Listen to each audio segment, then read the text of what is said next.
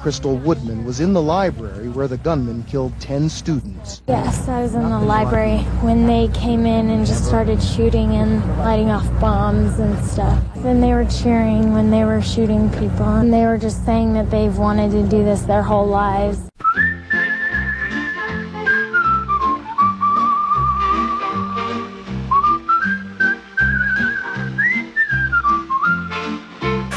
Within seconds, the drones buzz to life and weave through hallways, searching for a fake school shooter, a demonstration of the real abilities they were built for.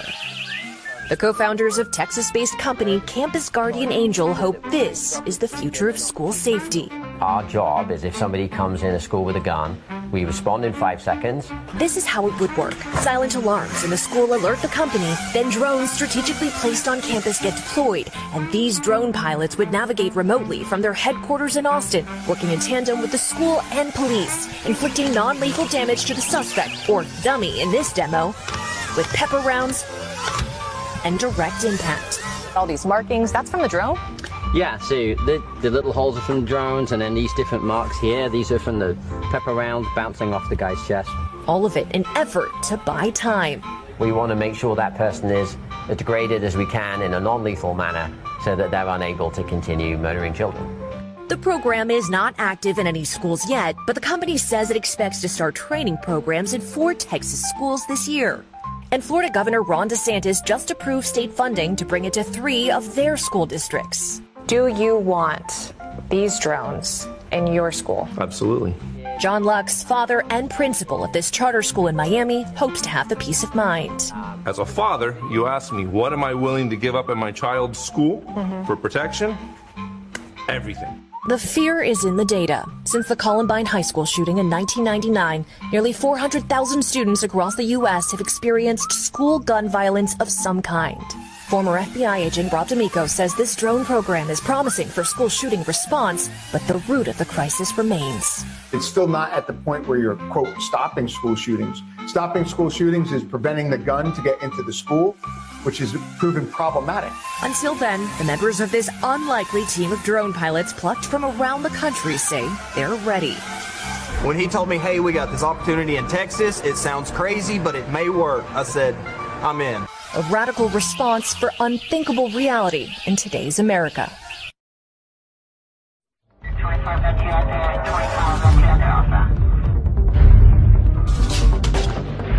Suspect armed and dangerous.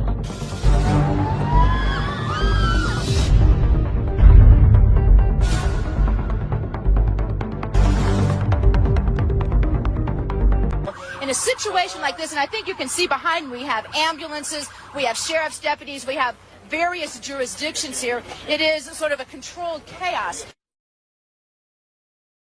Now, you were huddled under the table all this time, and you said you were waiting for that sharp pain in your side.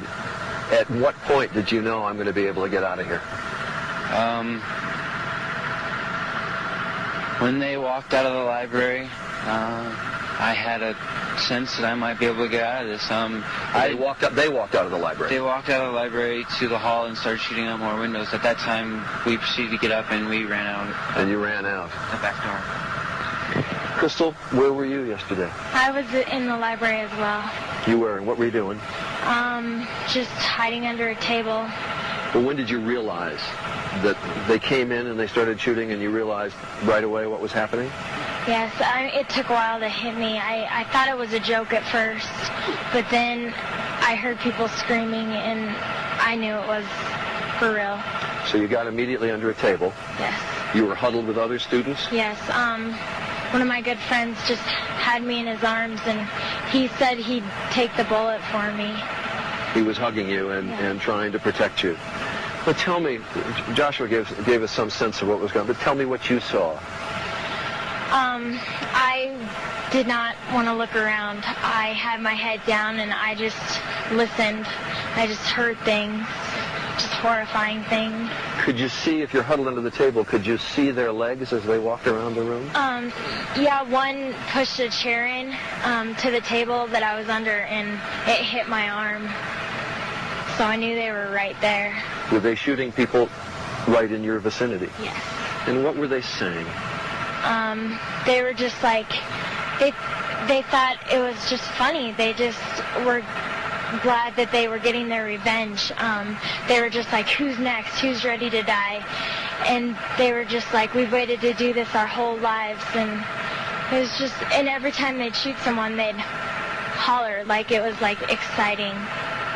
Were they yelling, or were they talking in very calm, chilling tones? It was just very, they just chilling tones. Really? I mean, yeah, they weren't yelling. They were just talking. I suspect you're never going to forget this. No, I can't get the visions and their voices out of my head. When they went out in the hall, Joshua and some others were able to run away. Is that when you got away as well? Yes. And where did you go? Did you know where to run, or were you just panicked? Well, I just got up and I ran out the nearest exit because that's where everyone else was going. And when they went out in the hall, were they shooting out there? Yes, I could hear shots. Did any of you get a very good look at them? Were you able to see their faces? One of them, definitely. I definitely saw him. I eye to eye when he shot at all my friends. Is this group, this trench coat mafia, very well known around the school? Well, I've been there for like 3 months now, and I've heard a little bit, but not much with it, and I kind of stayed away from the people that were there. I didn't really think anything of it, but now the pieces are coming together, and I understand. Terrorism experts widely know that this time of year has been extremely violent throughout history. April 19th is the anniversary of many painful moments, from Waco to Ruby Ridge to Oklahoma City. And this past April 20th was the 110th anniversary of Adolf Hitler's birthday. April 20th might just turn out to be a watershed date for an event such as what occurred in Colorado, and might in the future precipitate other types of events like this.